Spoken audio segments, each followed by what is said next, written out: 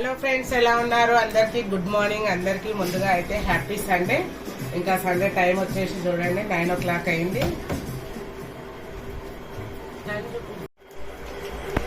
తెలుసు కదా, నేనైతే 9 o'clockకి లేస్తా, కానీ ఈ రోజు తొందరగానే లేచేసిన. ఎందుకంటే బయటకి వెళ్ళేది ఉంది. ఈ మధ్య బయట తిరుగుడు, రెస్టులు తీసుకోవడాలు ఇవే ఎక్కువ అయిపోతున్నాయి. ఇంకా లేచి ఫ్రెష్ అయ్యి ఇంకా ఇప్పుడే పూజ అయితే చేసేసుకొని వాషింగ్ మిషన్ ఆన్ చేసేసుకున్నాయి. ఇక ఒకసారి మా బండిని చూడండి, లేచి ఇప్పుడే కూర్చోండి. హాయ్ చెప్పు. చెట్టు లేదని సిగ్గుపడుతున్నాడు. సన్నీ ఏమో నేర్ కట్టర్ తోటి యుద్ధం చేస్తున్నాడు, నేర్సు తీసుకుంటా. ఇవైతే ఒక 3 రోజులు ఎండలో పెట్టుకుందాం అనేసి అయితే పెట్టుకుంటున్నాను. ఇవి పెట్టినప్పటి నుంచి గానే తగిలింది. అసలు ఎండ తక్కువైంది నేను ఓపెన్ చేసినప్పటి నుంచి. గాలి వస్తుంది అసలు. అవునా?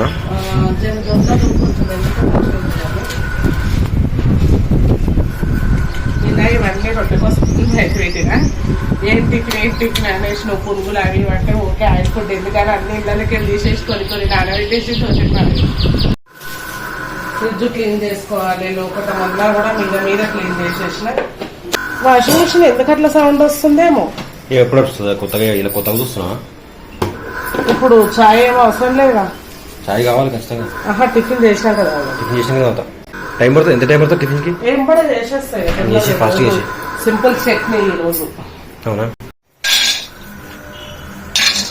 పల్లీలు ఇదిగోండి, పచ్చిమిర్చి ఏంటి ఇన్ని కొన్ని వేసి అనుకుంటారా. ఈ కొన్ని ఎంత కారం ఉన్నాయంటే అంత కారం ఉన్నాయి. దాంట్లోనే ఇదిగోండి ఒక గుప్పెడు పుదీనా, గుప్పెడు కొత్తిమీర, గుప్పెడు కరివేపాకు. అయితే పల్లీలు ఫస్ట్ ఒక 2 minutes ఇట్లా వేయించుకోవాలి. వేయించుకున్న తర్వాత వేయాలి. దీంట్లోనే మంచిగా ఈ పచ్చిదనం అంతా పోయేటట్టు. ఇంకా ఈ పచ్చిదనం అంతా పోయిన తర్వాత ఆయిల్ వేసేసుకోవాలి. ఇలా వేసుకోవడం వల్ల ఇంకా మనకు పొట్టు తీసేది అవసరం ఉండదు. వేగిన తర్వాత కొంచెం స్టవ్ ఆఫ్ చేసేసుకోవాలి. ఇంకా పల్లీలు చల్లారిన తర్వాత కొన్ని పుట్నాలు అయితే వేసుకున్నాను.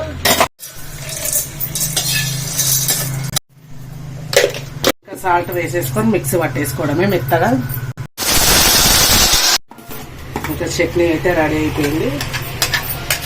ఇష్టం ఉంటే ఇందులో కొంచెం పచ్చి కొబ్బరి కూడా వేసుకోవచ్చు.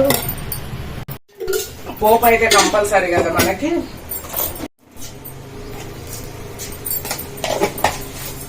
జీలకర్ర ఆవాలు కొంచెం ఎక్కువ ఉంటే బాగుంటుంది, అందుకే నేను ఎక్కువ వేస్తాను.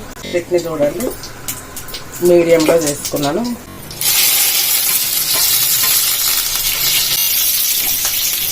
ఇంకా పోపు అయిన తర్వాత పచ్చిమిర్చి, ఎండుమిర్చి వేయట్లేదు ఎందుకంటే ఈ పచ్చిమిర్చి చాలా కారం ఉన్నాయి.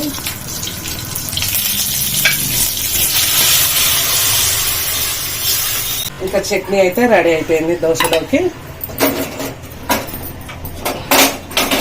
నేను నానబెట్టిన పిండితో ఏదైనా చేసుకోవచ్చు, దోశ పొంగనాలు తప్ప, కానీ దోశలే వేస్తున్నా. ఫ్రెండ్స్, ఇంకా రేపటి కోసం అయితే ఈ మిల్లెట్స్ దోశ అయితే చేస్తున్నా నేను. మనకు డయాబెటీస్ ఉన్న వాళ్ళకైనా, బరువు తగ్గాలనుకున్న వాళ్ళకి, హెల్త్ మంచిగా ఉండాలనుకున్న వాళ్ళకి అయితే వీటితో ఎక్కువ జొన్నలు, సర్దలు, రాగులు వాడాలి అనుకున్న వాళ్ళు ఊరికే చపాతి, రొట్టె తినలేం కదా. అప్పుడప్పుడు దోశ, ఇడ్లీ చేసుకోవచ్చు అనుకున్నప్పుడు దోశ కూడా ఇలా చేసుకోవచ్చు. చూడండి, దానికోసం అయితే నేను ఇలా కప్పులు అయితే తీసుకున్నా, చిన్న చెంబులు అయితే. దాంతో 1 కప్పు రాగులు, 1 కప్పు పచ్చజొన్నలు, ఈ ప్లేస్లో మీరు తెల్లవి కూడా వేసుకోవచ్చు.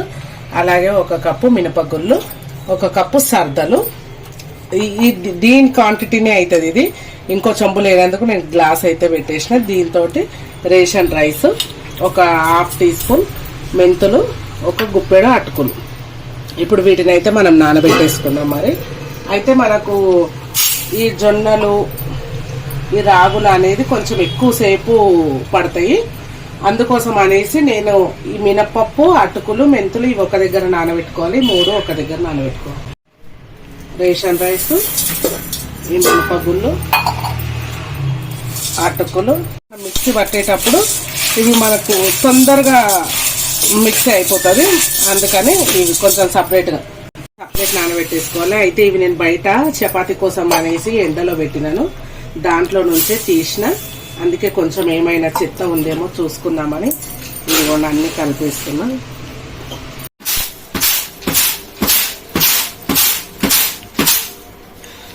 ఇంకా చెత్త చూడండి, ఇది ఒక రకంగా చెత్త అయితే వస్తుంది అసలు.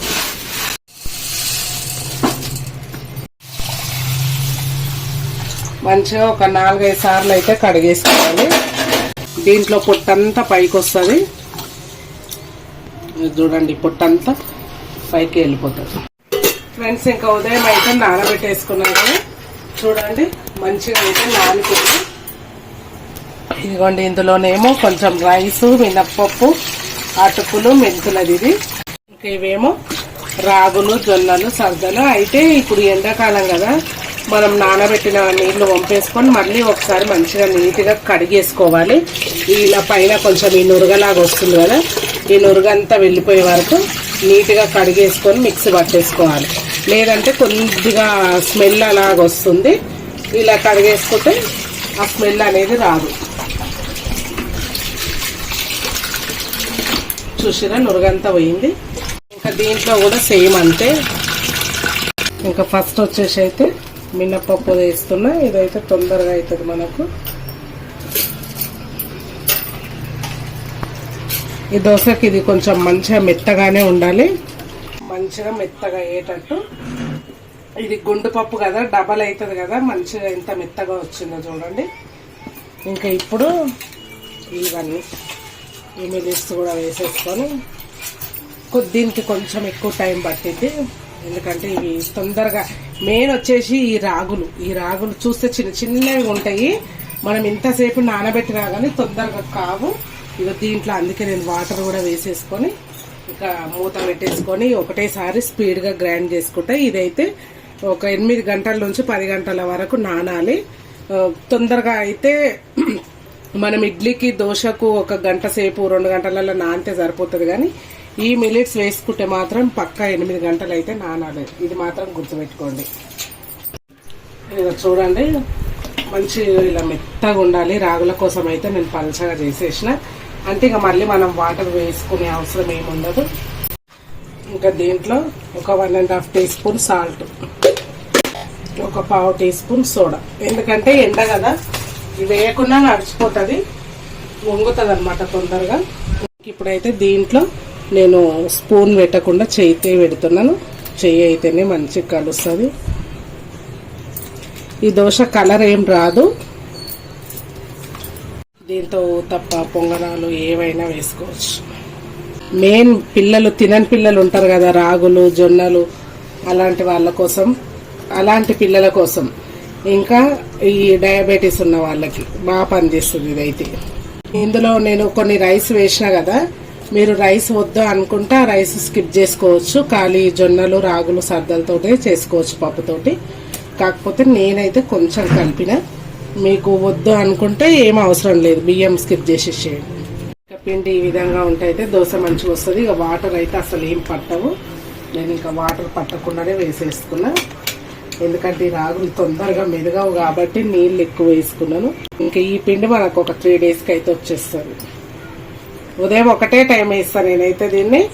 ఇంకా పిల్లలకు స్కూల్ నుంచి వచ్చినాక సాయంత్రం ఈవినింగ్ టైంలో వేసిస్తున్నాను. ఇంతే, సింపుల్. మిల్లెట్స్తో అయితే దోశకైతే నానబెట్టుకున్నాం కదా, చూడండి రాత్రి మిక్సీ పెట్టేసుకున్నా కదా, గిన్నె అంతా నిండిపోయింది. ఎలాగ పొంగిందో పిండి, ప్లేట్లో కూడా పడింది. ఎండ కదా, చాలా తొందరగా పూసిపోయింది. ఇలా తొందరగా ఒలిసినప్పుడు ఏం చేయాలంటే, ఇప్పుడు మనకి ఎంత అవసరమో అంతే దోశ వేసుకొని మిగతా పిండిని తొందరగా ఫ్రిడ్జ్ లో పెట్టేసుకున్నాం అనుకోండి, ఇంకా మనకు పిండి ఎక్కువ పులిసిపోవడానికి ఛాన్స్ ఉండదు. ఇంకా లోపలికి వెళ్ళిపోతుంది పిండి అంతా. ఫస్ట్ కలిపేద్దాం. ఇంకా పిండి అంతా మంచిగా సమానం అనేసుకున్నా కదా. ఇప్పుడైతే ఒక వైట్ క్లాత్ అయితే వేసుకొని, ప్యాన్ మంచిగా వేడి అయిపోయింది, తుడిచేసుకొని వేసేటప్పుడు సిమ్ లో పెట్టుకొని వేసుకోవాలి.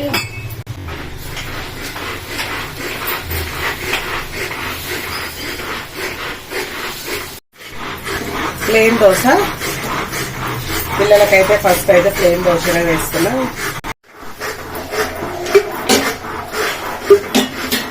ఆయిల్ వేసేసుకొని ఇవి పచ్చజొన్నలు వేసుకున్నాం కాబట్టి మంచిగా కొంచెం కలర్ అయితే వచ్చింది, లేదంటే వైట్ జొన్నలు అయితే తెల్లగానే వస్తుంది దోశ. కొంచెం మలిపి వేసుకుంటే మంచిగా ఉంటుంది అనే ఉద్దేశంతో నేనైతే మలిపి వేసుకున్నా. మీరు వద్దు అనుకుంటే వన్ సైడ్ కాల్చుకున్నా సరిపోతుంది.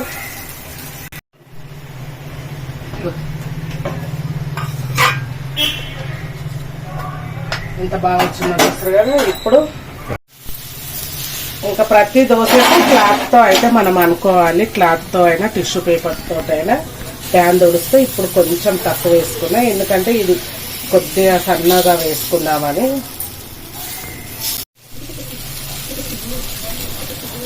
ఇంకా అన్ని ఇదే విధంగా మా దగ్గర పావురాలు వచ్చి అయితే సౌండ్ అయితే వేస్తున్నాయి. వాటర్ కోసం వాటర్ పెట్టినాను.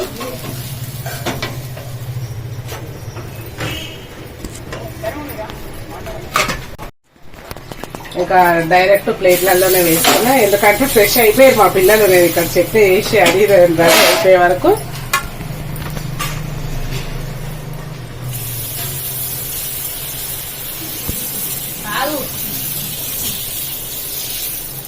మాకు నేనైతే ఏ కారాలు చేసుకోవట్లేదు కదా, మాకైతే ప్లెయిన్ దోశ తినాలంటే అస్సలు తినాలనిపించదు. అందుకే లైట్ గా ఇందులో ఏం లేదు, ఉప్పు కారం అయితే కలిపేసి ఆనియన్ దోశ అయితే చేస్తున్నాను. సన్నగా అయితే ఉల్లిపాయ వేసేసుకొని ఆయిల్ వేసేసుకుంటున్నా. ఇలా ఆయిల్ వేసేసుకొని ఉప్పు కారం వేసేసుకొని పిండి కొంచెం మనకు అప్పుడే వేగనప్పుడు దోశ దాన్ని ఇలా ఒత్తేసుకుంటే మంచిగా పిండిలో ఈజీగా అయిపోతుంది. తినేటప్పుడు కూడా ఉల్లిపాయ అనేది మనకి ఊడిపోదు. చూసారా ఎంత మంచిగా అంటుకుందో ఉల్లి దోశ. సింపుల్ అయిపోయింది చూసారు కదా. ఇంక ఎక్కువసేపు చూపిస్తే మీకు కూడా బోర్ కొడుతుంది. ఉల్లి దోశ ప్లేన్ దోశ అయితే చూపించేసిన కదా. ఇంకా వాళ్ళ ముగ్గురికి పెట్టేసుకుంటూ వేసేస్తాను. లాస్ట్ ఇది ఒకసారి అయితే చూసేయండి. ఇంకా ఈ పిండి అయితే చాలా మనకు రైస్ దోశ తిన్నామంటే దూప అవుతుంది. తిన్నాక ఈ దోశలు తిని చూడండి మీరు. నేను చేసినట్టయితే ట్రై చేసి మనకు ఇడ్లీ తిన్నట్టే ఉంటది. దూప అనేది కూడా అస్సలు కాదు, చాలా మంచిగా అనిపిస్తుంది. లేవు రైస్ దోశ తిన్నామంటే నాకైతే ఇంకా మధ్యాహ్నం అసలు ఆకలి కూడా కాదు ఆ దోశ తింటే.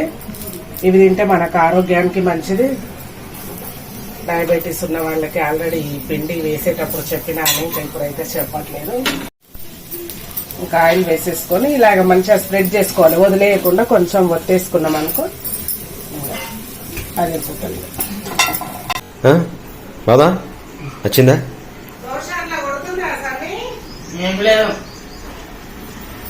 జగన్ దోశ అన్నీ వేసినా కదా, వాటిలాగా అనిపిస్తుందా? బాగుందా ఫ్రెండ్స్? ఇంక దోశలు అయితే నేను 3 వేసుకున్న తిందామని మా వాళ్ళందరూ తినేసారు. నాకు 2 తినే వరకే కడుపు నిండిపోయింది. అయితే నేను మన దాంట్లో జొన్న దోశ, సద్ద దోశ, తైర దోశ అన్ని చూపించిన, అన్ని కలిపిన దోశ అయితే చూపించలేదు. అసలు నేను కూడా అన్ని కలిపి చేసుకోవాలనుకోలేదు. రొట్టె కోసం అయితే అన్ని ఎండబెట్టేసాను. అందులోకెళ్ళి అన్ని ఒక గ్లాస్ తీసి అయితే చేసేసిన. చాలా బాగున్నాయి, ట్రై చేసుకోండి మీరు కూడా. ఇంకా టీ కూడా పెట్టేసుకున్నాం. మా సార్ అయితే రెడీ అయిపోయిండు బయటకు వెళ్ళడానికి. హాయ్ చెప్పవా?